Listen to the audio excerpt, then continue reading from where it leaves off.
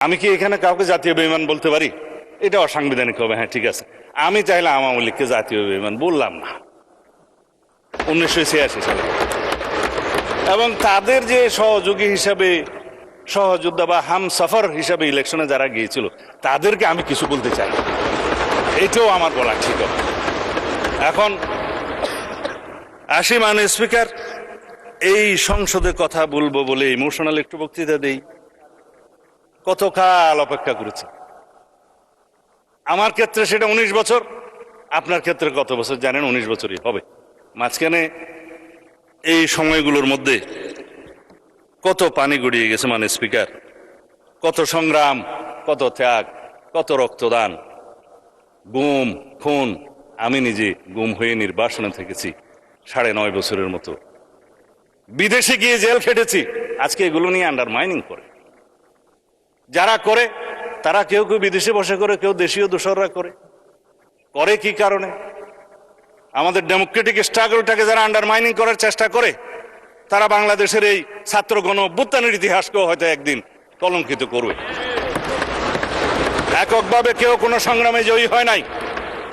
2024-এর ছাত্র গণ অভ্যুত্থানের ভিত্তি সোপান একদিনে নির্মিত হয় নাই। আমরা জানি এই গণতান্ত্রিক সংগ্রামে আমরা বলা হয় যে মুক্তির মন্দিরে সোপানতলে কত প্রাণ হলো বলিদান লেখা আছে অশ্রু জলে। তারপরে কি আছে মাননীয় স্পিকার?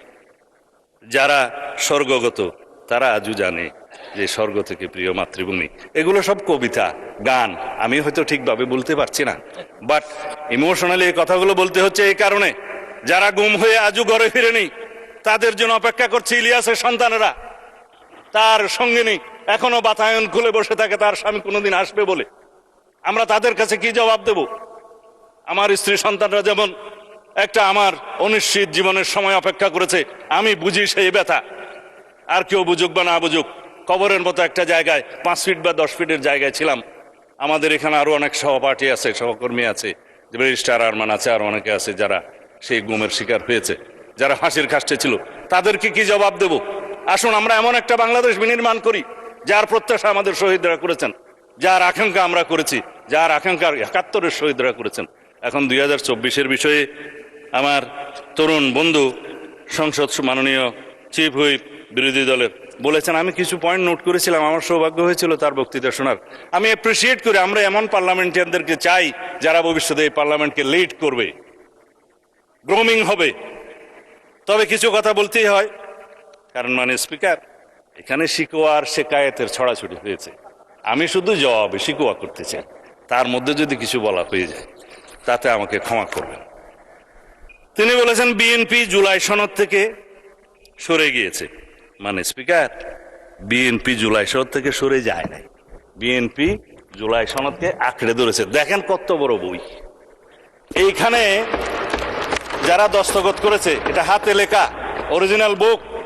এর মধ্যে 30টা পার্টির মধ্যে 4টা পার্টি সই করে নাই, 26টা পার্টি সই করেছে। আমার ছোট বন্ধু এই নাহিদ সাহেবরা সই করেছেন 16/2/2026 সালে।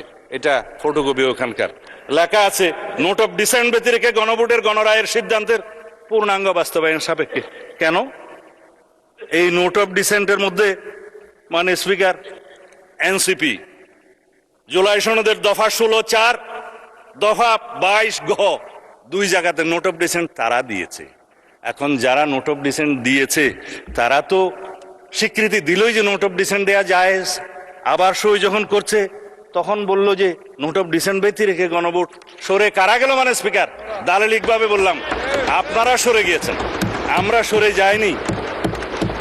এখন গণরায়, গণভোট, জুলাই আদেশ, জুলাই জাতীয় সনদ, এগুলোর বিষয়ে আমি অনেকবার ভাষণ দিয়েছি, এখানে, ঘরে, বাইরে, সংসদের বাইরে। হয়তো আমার দুর্ভাগ্য বোঝাতে পারিনি, কিন্তু জুলাই আদেশ এবং জুলাই সনদ, এই বিভ্রান্তি চিরতরে মিটে যাক। যে আদেশটা হয়েছে সেই আদেশটা হচ্ছে, এটা যদি আমাদের অনেক বন্ধুরা এখানে মাহমুদুল ইসলামের কনস্টিটিউশনাল লটা নিয়ে আসেন, ব্যারিস্টার সাহেবরা খুলে দেখবেন 490 নম্বর পৃষ্ঠায় লেজিসলেচার সেকশনে কাকে বলা হয়েছে কালারেবল লেজিসলেশন, এবং ফ্রড অন দি কনস্টিটিউশন। কিভাবে? পার্লামেন্টের যেটা এখতিয়ার নাই, ডাইরেক্টলি অর ইনডাইরেক্টলি পার্লামেন্ট যদি সেরকম কোনো লেজিসলেশন করে সেটা হবে colourable legislation and fraud on the constitution. অনেক ব্যারিস্টাররা আছে, দেখতে পারেন কোন 3rd এডিশনে বোধ হয় 490 পেজ কনস্টিটিউশনাল ল, মাহমুদুল ইসলাম, খুলে দেখুন তারা কিভাবে ইন্টারপ্রিট করেছে। এটাকে বাইবেল বলা হয়, কনস্টিটিউশনের সুপ্রিম কোর্ট মানে। আমি অবশ্য বাইবেল শব্দটা এখানে বলতে চাচ্ছি না। যাই হোক, সেটা কি রাষ্ট্রপতি পারে? লেজিসলেচার যখন বৈঠকে থাকবে না তখন রাষ্ট্রপতি অর্ডিন্যান্স জারি করতে পারে বটে, কিন্তু কোনো অর্ডিন্যান্স দিয়ে সংবিধানের কোনো কানুন, ধারা, উপধারা কোনো কিছুই বাতিল অথবা সংশোধন করতে পারেন না। Article 93 constitution. আমি কনস্টিটিউশন করলে আমার উপরে খুব বেশি খেপা হয় সোশ্যাল মিডিয়াতে আজকাল, যা বলে মাননীয় স্পিকার, এটা দেখাও যায় না, শোনাও যায় না। এই বাক স্বাধীনতার নামে যা চলছে। তিনি একটা অর্ডার করলেন, এই যে আমাদের আজকে অর্থমন্ত্রী সাহেব সেটা বলেছেন, আইনমন্ত্রী সাহেবের সমর্থন নিয়ে বলেছে যে তফসিলে, প্রথম তফসিলে সেটা বলা আছে 17 সাবসেকশন 3-তে, পরে পেরাতে বলা আছে যে 7th of April 1973 পরে কোনো অর্ডার ইস্যু করার কোনো এখতিয়ার রাষ্ট্রপতির রইল না। অর্ডারই যেটা না, ভয়েড ইন ইস্যু, সেই অর্ডারের উপরে কথা বলছে মাননীয় স্পিকার আমাদের বিরোধী দলীয় সদস্যরা। জনাব নাহিদ সাহেবকে আবারও ধন্যবাদ জানাই যে বলেছে রাষ্ট্রপতি অর্ডার দিতে পারে না, রেকর্ডে আছে, মানে এরপরে তিনি বলছেন যেহেতু এর উপর একটা গণভোট হয়েছে, মাননীয় স্পিকার সাদই যদি জায়েজ না হয় তাহলে পরে লিজিটিমেট হয়ে যাবে না বাকিটা। এটা হচ্ছে মোটামুটি কথা। এখন বলছে গণভোট হওয়ার কথা। হ্যাঁ, আমাদের মাননীয় সংসদ সদস্য জুনায়েদ সাকি সাহেব, আরো অনেকে এখানে যারা ঐকমত্য কমিশনের মধ্যে, জাতীয় ঐকমত্য কমিশনের মধ্যে কাজ করেছেন, সদস্য ছিলেন, বিভিন্ন পার্টিকে প্রতিনিধিত্ব করেছেন, ছিলেন, শাহাদত সাহেব, সেলিম সাহেব আছেন, আমাদের মাননীয় সদস্য তাহের সাহেব আছেন, আরো অনেকে আছেন। গণভোট হওয়ার কথা প্রস্তাব তো আমিই করেছিলাম বিএনপির পক্ষে। কিসের উপরে করেছিলাম?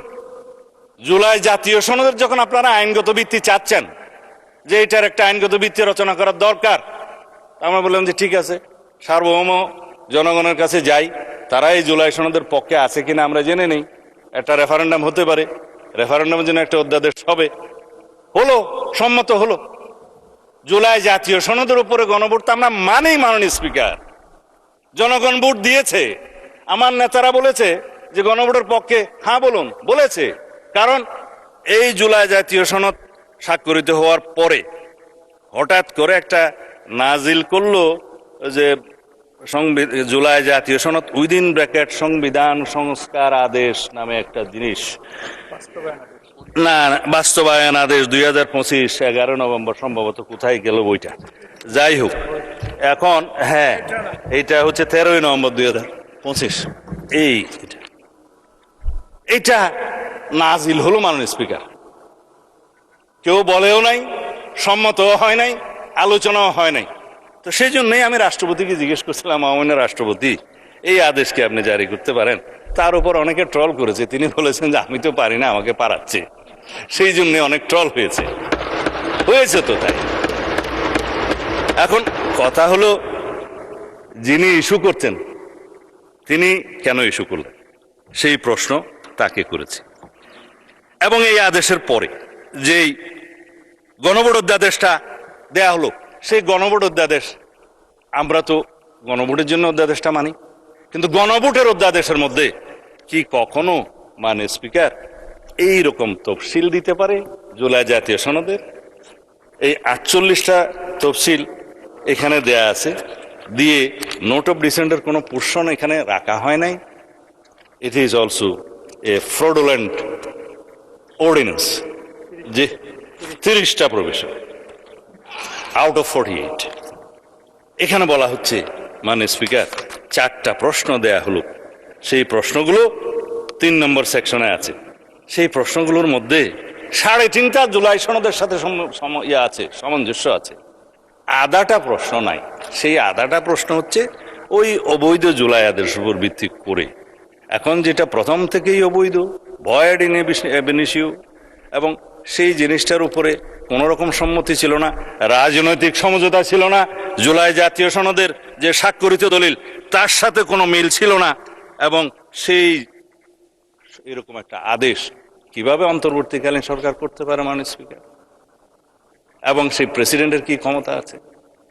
আমরা তো জুলাই জাতীয় সনদ বাস্তবায়নের জন্য যে নোট অফ ডিসেন্টের অংশ দিয়েছে সেই মতে আমাদের নির্বাচনী ইশতেহার আমরা উল্লেখ করেছি প্রত্যেকটা দফা, আমার সাথে নির্বাচনী ইশতেহার আছে, এবং প্রত্যেকটা দফা যেখানে নোট অফ ডিসেন্ট আছে নির্বাচনী ইশতেহার উল্লেখ করতে যে আমাদের 3 পাতা বৃদ্ধি পেয়েছে সেটার বহর। তারপরে জনগণের কাছে আমরা গিয়েছি, সেই ম্যানিফেস্টোর উপর আমাদেরকে 51% ভোট দিয়েছে। সংখ্যার দিক থেকে 213টা না 14 জন আমরা এখানে সংসদ সদস্য আছি মাননীয় স্পিকার। এখন সেটা কথা বলছে একটু আগে মাননীয় সদস্য জনাব তাহের সাহেব যে 2/3 মেজরিটির পরিণতি আমরা জানি। মাননীয় স্পিকার, 2/3 মেজরিটি না হলে 1979 সালে 5ম সংশোধনী হতো না, বাকশাল বিলুপ্ত হতো না, বহুদলীয় গণতন্ত্র প্রতিষ্ঠা হতো না, এবং জুডিশিয়ারি ইন্ডিপেন্ডেন্স কায়েম হতো না, আর্টিকেল 96 আসতো না, সুপ্রিম জুডিশিয়াল কাউন্সিল আসতো না, এই দেশে মুক্ত গণমাধ্যম আসতো না, এগুলো কিছুই আসতো না। এবং 2/3 মেজরিটি না হলে শেষ পর্যন্ত আমরা আজকে এইখানে যে এসছি জনগণের জন্য প্রত্যাশা পূরণ করার জন্য, আমরা হয়তো সেই সংবিধান সংশোধনী করতে পারতাম না। আমরা অ্যাপ্রোচ করেছি প্রথম দিকের ভাষণে on behalf of the leader of the house that আসুন আমরা একটা সংবিধান সংশোধনী বিশেষ কমিটি করি, রুলস অফ প্রসিডিউরের 266 অনুসারে, ওখানে টার্মস অফ রেফারেন্স থাকবে, আমরা আলোচনা করব, এখানে জুলাই জাতীয় সনদ সহ under the sun anything we can discuss there, এবং আমরা একটা let us have a constitution for the future generation, আমরা এখানে আলোচনা করব, কম্প্রোমাইজ করব, আলাপ আলোচনার ভিত্তিতে সমঝোতার ভিত্তিতে আমরা সেই কনস্টিটিউশনটা গ্রহণ করব। তারা বললেন সংস্কার পরিষদ করতে হবে। আপনারা যদি সংশোধনীকে সংস্কার মনে করে মনে মনে খুশি হতে পারেন, অসুবিধা কি? আসুন ওখানে আলোচনা করি। আপনারা গতকালকে আইনমন্ত্রী সাহেব প্রস্তাব করেছেন যে আমরা সংবিধান সংশোধনী কমিটি করতে চাই, আমরা 12 জনের নাম ঠিক করেছি, আপনারা দয়া করে 5 জনের নাম দেন। আপনারা বললেন যে আমরা এখনো সিদ্ধান্ত নেই, পরে জানাবো। তো জাতি শুনলো যে আমরা চাচ্ছি, আপনারা চাচ্ছেন। যাই হোক, এখনো সময় আছে, চাইতে পারেন। বলা হচ্ছে সংবিধান সংস্কার পরিষদ কেন করা হচ্ছে না? মাননীয় স্পিকার, অনেক কাগজ আমি দালিলিকভাবে দেখাতে পারি, দেখানো ঠিক হবে কিনা জানি না। এই হচ্ছে একটা ইন্টেনশনাল অর্ডার 19/1/2026 আইন উপদেষ্টা সাহেব সই করছে আইন মন্ত্রণালয়ে, যে ব্লু কালারের এই সংবিধান সংস্কার পরিষদের শপথ ফরমের নমুনা হবে। কি এখতিয়ার আছে? সংবিধানের তফসিলে আর্টিকেল অনুসারে 148 মনে হয় যে তফসিলগুলো 3য় তফসিলে আছে, ফর্মগুলো। হ্যাঁ, আমি বললাম, বললে রিপিট করেন না, 148 ঠিকই আছে। এখন অন্তত জনগণ বিশ্বাস করে এই যে ব্লু পেপারে আইন উপদেষ্টা সাহেব সই করে দিলেন যে ব্লু পেপারে এই সংবিধান সংস্কার পরিষদের শপথ ফর্ম হবে। কোথায় পেয়েছে? পদে পদে তারা সংবিধান ভায়োলেশন করেছে। এর উপর ভিত্তি করে ফাইল ইনিশিয়েট হয়েছে আরো আগে।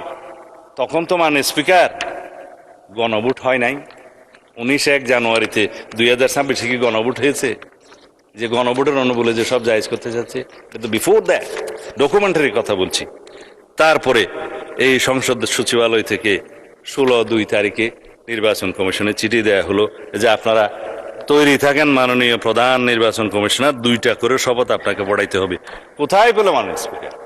এই ক্ষেত্রে নির্বাচন কমিশনের একটাই ফল্ট, তারা এই চিঠির অনুবলে এসে রেডি হয়ে গেছে যে আমরা 2টা শপথ নেব। আমরা বললাম যে না, আমরা এখনো এই কনস্টিটিউশনের ভিতরে আছি, যদি সংশোধন হয়ে সংস্কার পরিষদ গঠন হয় তখনকার বিষয় তখন দেখা যাবে, আমরা আপাতত এমপি হিসেবে শপথ নেই। আমার বিরোধী দলের বন্ধুরা 2টা শপথ নিছে, তাইলে প্রথম শপথের কি হবে? এমপি হিসেবে শপথেরটা সেটা কানুন বলবে। সুপ্রিম কোর্টে যে রিট দাখিল করা হয়েছে সেইখানকার অবজারভেশন কি আছে সেটা তখন তারা বলবে। তা আমি এখন ওই যে বেশি করতে করতে তো আমার আসল আলোচনায় যেতেই পারি না মাননীয় স্পিকার। তা এখন আপনাকে আমি সময় দেওয়ার জন্য অনুরোধ করতে পারবো না, সুতরাং আমি আসি যে সংবিধান সংশোধনের ক্ষেত্রে যে কমিটির প্রস্তাব আমরা করলাম সেখানে যে আপনারা এখনো সম্মতি দিলেন না, তাহলে কি আমরা পঞ্চদশ সংশোধনী নিয়ে এই সংসদে চলবো, এই দেশ চালাবো? পঞ্চদশ সংশোধনী যেখানে 55টা দফা আছে, সেই দফার মাত্র 6টা দফা মাননীয় হাইকোর্ট ডিলিট করে দিয়েছেন বা নন কনস্টিটিউশনাল ঘোষণা করেছেন, নন অ্যাস করে দিয়েছেন। তার মধ্যে বলা যায় আপনার 7A and B, যেটা বলা হয় যে ফ্রড অন দি কনস্টিটিউশন, যেটা কালারেবল রেজিস্ট্রেশন হয়েছে, এখতিয়ারে নেই, ভবিষ্যৎ পার্লামেন্টের এখতিয়ার তারা করব।